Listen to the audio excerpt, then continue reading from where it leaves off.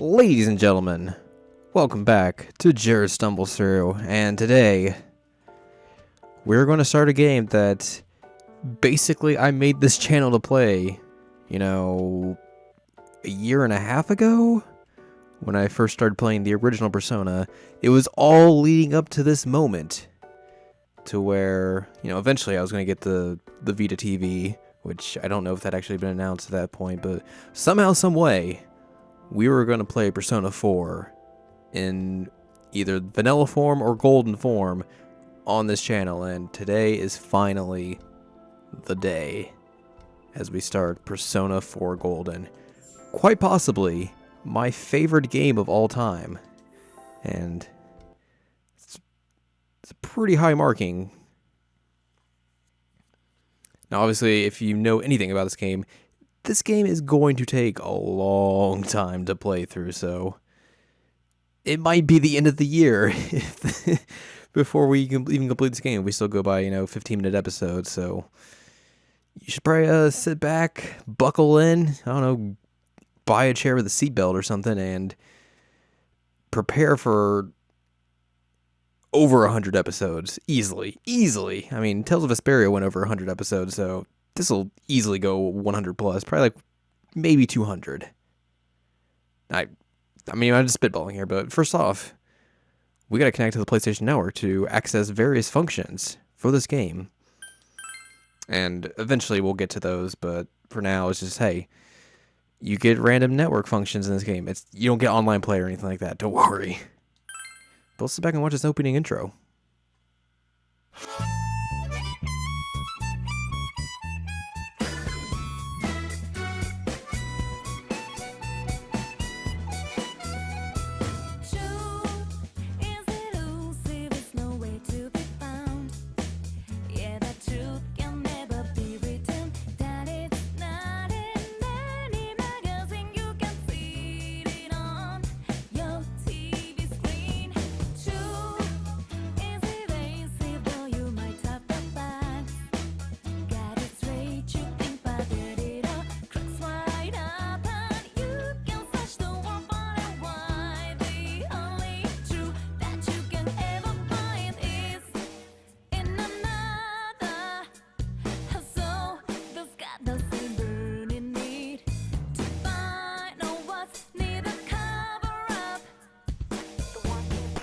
The true artist, so let's get it, yeah, let's see what we can uncover. One that defies your world, gives you truth and life. One that excels, special enough to guide your way through this shadow world.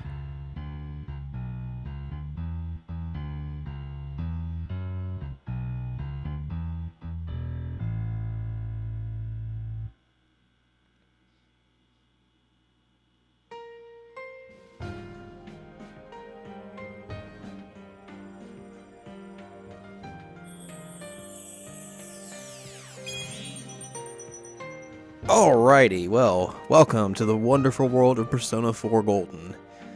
We're gonna hit any button here, and for the first time since I got this game back in 2012, we're gonna start a brand new fresh game that's not New Game Plus, so this should be interesting. You can connect to the PlayStation Network to access new functions. Would you like to know more? I can tell you about the network functions, or access new functions. What? Okay, I think this is like, hey, have you ever played this game before? There's stuff you can do in this. We'll skip it for now. Here are your difficulties. We range from very easy to very hard. As it says right there, difficulty does not affect the story. It's just, battle difficulty. So, very easy. It's mode easier than easy. You pretty much can just play the story and you don't have to worry about battles. And if you die, you're instantly right back into the battle. Easy is, it's less than normal. Harder than very easy.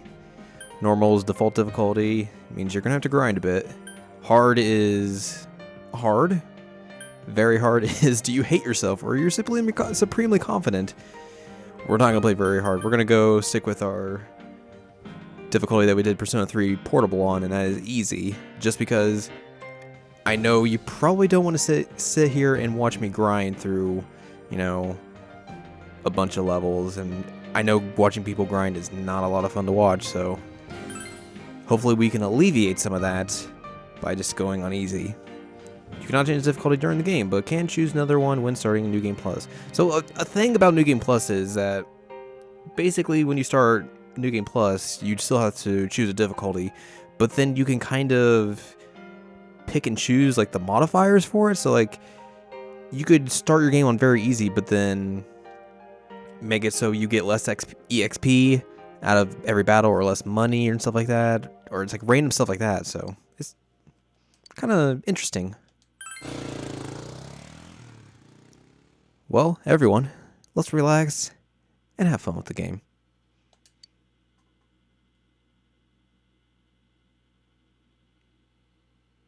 Hey, this is a work of fiction.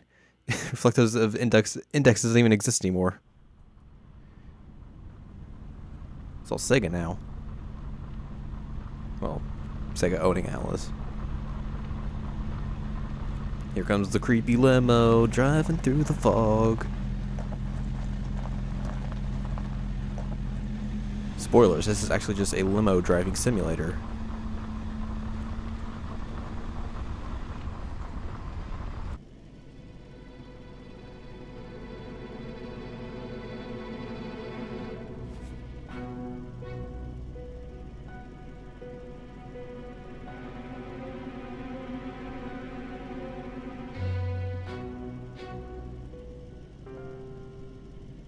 Welcome to the Velvet Room. I mean, I have a pretty big nose, but if my nose was big enough to like, cover my hands, I'd probably be kind of concerned. Ah, it seems we have a guest with an intriguing destiny. So if you have watched the Persona 3 Portable playthrough, which, you know, that was about a year ago, you might remember this gentleman right here. My name is Igor. I am delighted to make your acquaintance. This place exists between dream and reality, mind and matter. It is a room that only those who are bound by a contract may enter. It may be that such a fate awaits you in the near future. Now then, why don't you introduce yourself? Hi, I'm Jared. Oh, wait, no. This is where we enter our name. And we're gonna stick with what we did with Persona 3 Portable, in that we'll stick with the canonical name of the main character of these games. So, hello, Yu Narukami. Which, at least you can actually give him that name in this game, unlike Persona Q, which does not have 8 slots. I think it has 6? Or something like that. Either way, you can't fit that name in here. Or in there, excuse me. Can we just make him $? No, we won't do that. Alright, proceed. Yes.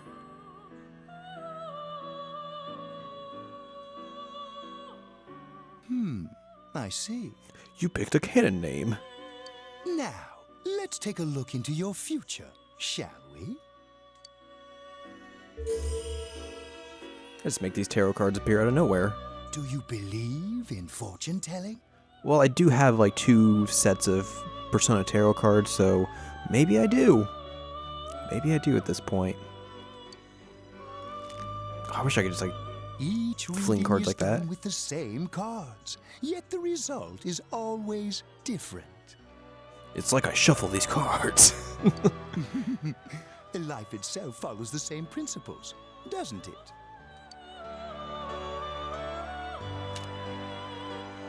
Ooh, the tower in the upright position.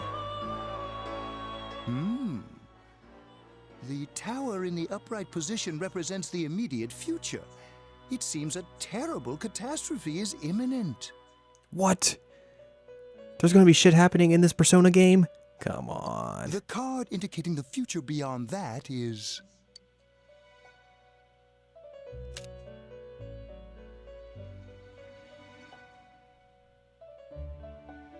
the moon in the upright position.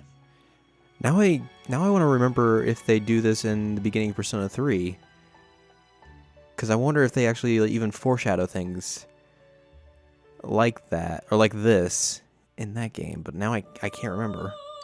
This card represents hesitation and mystery. Very interesting indeed. Are you saying this is going to be a murder mystery, or excuse me, just a mystery game, not a murder mystery game? What? There's no murders in this game. What? Nope, none whatsoever.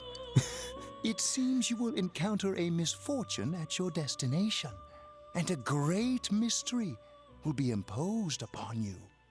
Mystery. In the coming days, you will enter into a contract of some sort, after which you will return here. This game does have a habit of, or at least the Persona games since 3 in general have a habit of highlighting important text in red. I'm surprised they didn't just make mystery like highlighted in red, like bold, italicized, underline. Mystery. The coming year is a turning point in your destiny. If the mystery goes unsolved, your future may be forever lost. AKA game over. My duty is to provide assistance to our guests to ensure that does not happen. I have neglected to introduce my assistant to you. This is Margaret.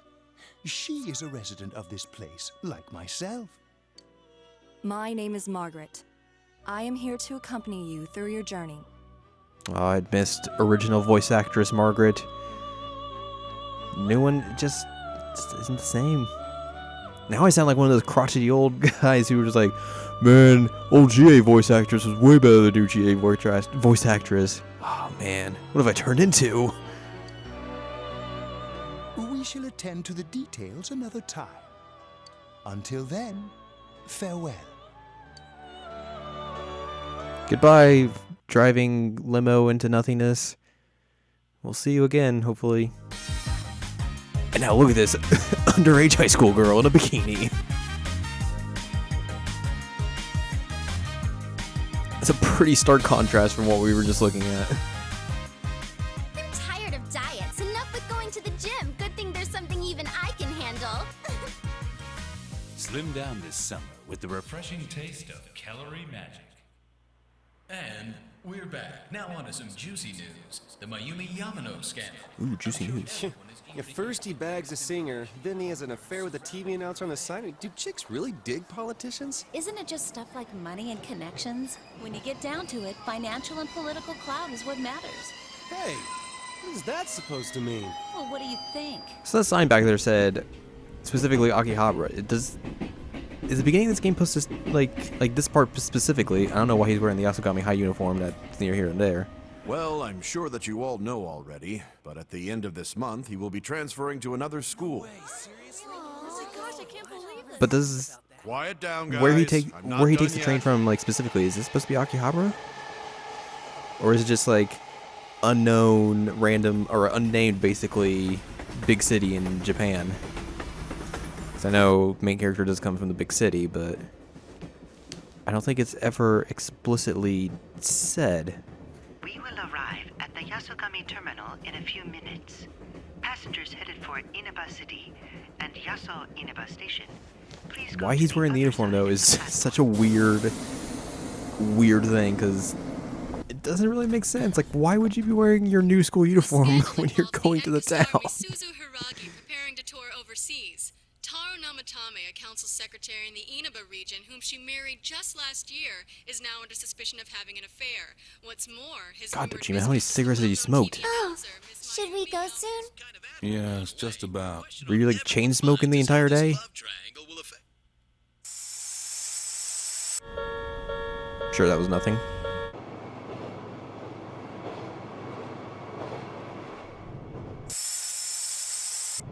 Nope, just random interference. Nothing at all important.